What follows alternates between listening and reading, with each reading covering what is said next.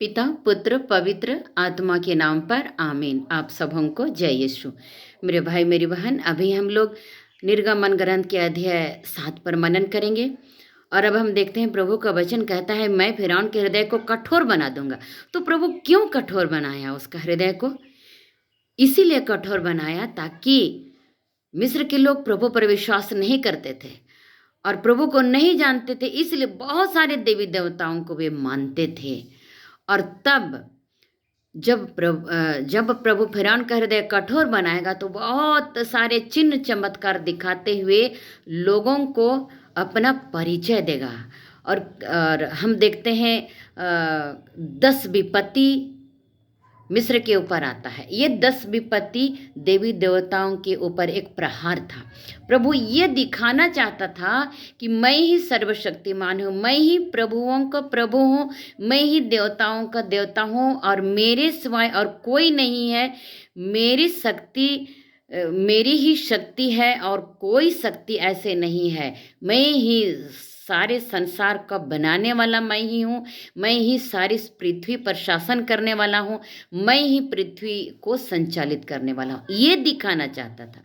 मेरे भाई मेरी बहन, हम लोग देखते हैं मिस्रियों के पास जो नील नदी का देवता, ये लोग नील नदी को ये लोग, जैसे हमारे भारत देश में बहुत सारे लोग नदियों को अपना पवित्र मानते हैं, देवता मानते हैं, उसी तरह इनके लिए भी था।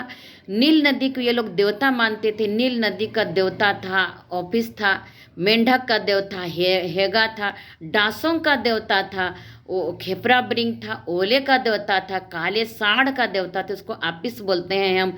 देवताओं के विरुद्ध एक युद्ध था इनका। हालेलुया। कि प्रभु दिखाना चाहता था कि देखिए, तुम्हारे असंख्य देवता हैं लेकिन मेरी शक्ति के सामने वो कुछ भी नहीं कर सके, तुम लोगों को वो नहीं बचा सके, ये दिखाना चाहता था। मेरे भाई मेरी बहन, अब हम लोग वचन संख्या 8 में देखते हैं हारून का जो डंडा जब फिरौन के सामने फेंकता है वो क्या बन जाता है? सांप बन जाता है। तब बदले में फिरौन ने भी जादू मंत्र की सहायता से जादूगरों को बुलाकर उन्हें भी सांप बनवाया, लेकिन हारून का सांप उनके जादू द्वारा बनाए हुए सांप को निगल गया। हालेलुया। मेरे भाई मेरी बहन, क्या शैतान का भी शक्ति है? संदेश है, नहीं है। अब जैसे क्रूस बलिदान के द्वारा, यीशु मसीह के क्रूस बलिदान के द्वारा शैतान हार चुका है। ईश्वर के समान होने के लिए वो रचता है लोगों को, अब वो फंसाता है, उनको भ्रमित करता है, झूठे चिन्ह चमत्कार दिखाता है, लेकिन ईश्वर की शक्ति के सामने उसका कुछ भी शक्ति नहीं है। हालेलुया। मेरे भाई मेरी बहन, एक सवाल उठता है, क्या आज भी शैतान की शक्तियां हैं? नहीं, आज शैतान की शक्तियां नहीं है। क्यों?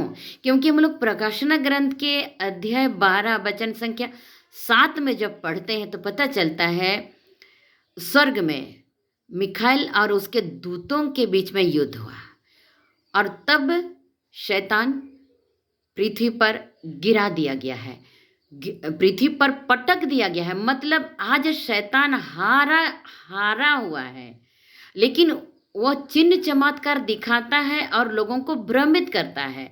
अब हम देखते हैं यीशु मसीह शैतान के सिर को एड़ी से कुचला है और उसको हरा दिया है। अय्यूब के ग्रंथ में हम लोग पढ़ते हैं, पहले शैतान स्वर्ग तक जाता था, आता था, जाता था, लेकिन अब वह नहीं जा पाता है, वह स्वर्ग में प्रवेश नहीं कर पाता है और वह ईश्वर के लोगों पर दोष लगाते रहता है। अब यीशु के द्वारा वो हारा हुआ है और अब शैतान पृथ्वी पर पटक दिया गया है और वो लोगों को भ्रमित करता, जाल में फंसाता है और ईश्वर के सामने आने से वो रोकता है। हालेलुया। यहाँ पर हम देखते हैं मूसा का जो लाठी था, जो हारून का जो लाठी था वो सांप बना था, उस सांप को जादूगरों के सांप को, मूसा का सांप, हारून का सांप निगल गया है। मतलब हम इसका अर्थ निकालते हैं कि अब ईश्वर के सामने वो कुछ भी नहीं है। जादू मंत्र का जो सांप था, हारून का डंडा का सांप निगल गया। ईश्वर पर विजय का चिन्ह है। आज शैतान हारा हुआ है। शैतान आज गिरा दिया गया है स्वर्ग से, और यहाँ पर केवल लोगों को भ्रमित करता है। मेरे भाई मेरी बहन, क्या आज आप भी भ्रमित तो नहीं हैं? यीशु मसीह में विश्वास कीजिए, और यीशु मसीह के क्रूस बलिदान के द्वारा आज शैतान हारा हुआ है। आज हम शैतान जो हारा हुआ है, हम उसका संतान ना बने, लेकिन यीशु मसीह का संतान बने जो विजयी हुआ है, और हमें शैतान के बस से हमें खरीद लिया है, लोहू बहाकर हमको बचा लिया है। ईश्वर को धन्यवाद। जय यीशु, हालेलुया।